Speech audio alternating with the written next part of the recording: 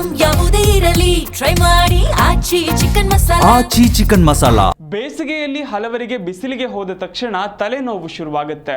ಆದರೆ ಇದನ್ನ ಸಹಜ ಅಂತ ನಿರ್ಲಕ್ಷಿಸೋದು ಸರಿಯಲ್ಲ ಅಂತ ತಜ್ಞರು ಎಚ್ಚರಿಸುತ್ತಾರೆ. ಯಾಕಂದ್ರೆ ಇದು ದೇಹದೊಳಗಿನ ಆರೋಗ್ಯ ಸಮಸ್ಯೆಗಳ ಸೂಚನೆಯೂ ಆಗಿರಬಹುದು.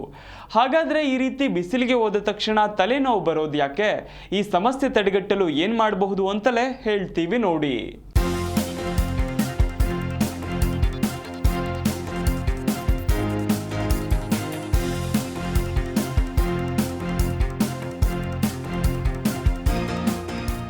ಬಿಸಿಲಿನಲ್ಲಿ ಹೊರಗೆ ಹೋದ ತಕ್ಷಣ ಅನೇಕರಿಗೆ ತಲೆನೋವು ಬರುತ್ತೆ.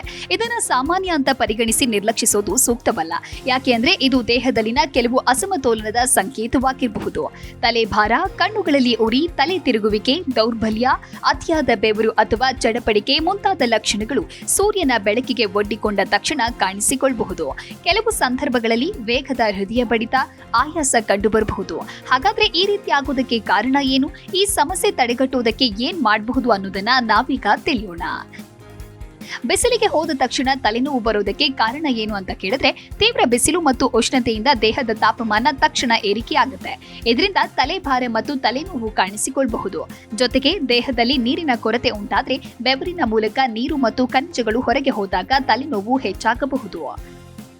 ಅಷ್ಟೇ ಅಲ್ಲ, ತೀವ್ರ ಬೆಳಕು ಕಣ್ಣಿನ ಮೇಲೆ ಬಿದ್ದಾಗ ಮೈಗ್ರೇನ್ ಇರುವವರಿಗೆ ತಲೆನೋವು ಉಂಟಾಗಬಹುದು. ಖಾಲಿ ಹೊಟ್ಟೆಯಲ್ಲಿ ಬಿಸಿಲಿಗೆ ಹೋಗೋದ್ರಿಂದ ರಕ್ತದಲ್ಲಿನ ಸಕ್ಕರೆ ಮಟ್ಟ ಕುಸಿಯಬಹುದು. ಇದು ಕೂಡ ತಲೆನೋವಿಗೆ ಕಾರಣವಾಗುತ್ತೆ. ಇದಲ್ಲದೆ ನಿದ್ರೆ ಕೊರತೆ, ದಣಿವು ಮತ್ತು ಬಿಸಿ ಗಾಳಿ ಸಮಸ್ಯೆಯನ್ನ ಮತ್ತಷ್ಟು ಗಂಭೀರವಾಗಿಸಬಹುದು. ಯಾರಿಗೆ ಹೆಚ್ಚು ಅಪಾಯ? ಮೈಗ್ರೇನ್ ಇರುವವರು, ಶೀಘ್ರವಾಗಿ ಡಿಹೈಡ್ರೇಷನ್ ಆಗುವವರು, ದೀರ್ಘಕಾಲ ಖಾಲಿ ಹೊಟ್ಟೆಯಲ್ಲಿ ಇರುವವರು ಹೆಚ್ಚು ಸಮಸ್ಯೆಗೆ ಒಳಗಾಗಬಹುದು. ಮಕ್ಕಳಲ್ಲಿ, ವೃದ್ಧರಲ್ಲಿ, ಗರ್ಭಿಣಿಯರಲ್ಲಿ ಮತ್ತು ಹೊರಾಂಗಣದಲ್ಲಿ ಕೆಲಸ ಮಾಡುವವರಲ್ಲಿ ಈ ಸಮಸ್ಯೆ ಹೆಚ್ಚು ಕಾಣಿಸಬಹುದು. ತಡೆಗಟ್ಟಲು ಏನು ಮಾಡಬೇಕು? ಬಿಸಿಲಿಗೆ ಹೋಗುವ ಮೊದಲು ಸಾಕಷ್ಟು ನೀರು ಕುಡಿಯೋದು ಅತ್ಯಗತ್ಯ. ತಲೆ ಮುಚ್ಚಲು ಟೋಪಿ, ದುಪ್ಪಟ್ಟ ಅಥವಾ ಛತ್ರಿ ಬಳಸುವುದು ಉತ್ತಮ. ಕಣ್ಣನ್ನು ರಕ್ಷಿಸಲು ಸನ್ಗ್ಲಾಸ್ ಧರಿಸಬಹುದು. ಸಾಧ್ಯವಾದಷ್ಟು ಮಧ್ಯಾಹ್ನದ ತೀವ್ರ ಬಿಸಿಲಿನಲ್ಲಿ ಹೊರಗೆ ಹೋಗೋದನ್ನ ತಪ್ಪಿಸಬೇಕು. ಹೋಗಲೇಬೇಕಾದಾಗ ಹೊರಗೆ ಹೋಗುವ ಮೊದಲು ಸ್ವಲ್ಪ ಏನಾದರೂ ದೇಹ ತಂಪಾಗಿಸುವ ಆಹಾರ ಸೇವಿಸುವುದು ಮುಖ್ಯ.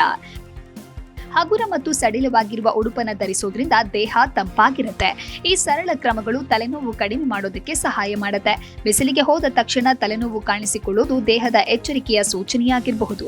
ಆದ್ದರಿಂದ ದೇಹದ ಸಂಕೇತಗಳನ್ನು ಗಮನಿಸಿ ಸರಿಯಾದ ಮುನ್ನೆಚ್ಚರಿಕೆ ಕ್ರಮಗಳನ್ನು ಅನುಸರಿಸೋದು ಮತ್ತು ಅಗತ್ಯವಿದ್ರೆ ವೈದ್ಯರನ್ನ ಸಂಪರ್ಕಿಸೋದು ಅತ್ಯಂತ ಮುಖ್ಯ.